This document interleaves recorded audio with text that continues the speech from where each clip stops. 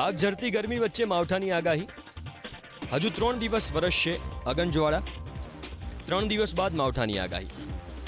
ઉનાળાના આકરા તાપ વચ્ચે હવામાન વિભાગે 2 દિવસ કેટલા જિલ્લામાં છૂટાછવાયા સ્થળોએ કમોસમી વરસાદની આગાહી કરવામાં આવી છે. હવામાન વિભાગ મુજબ આગામી 3 દિવસ વાતાવરણ સૂકું રહેશે.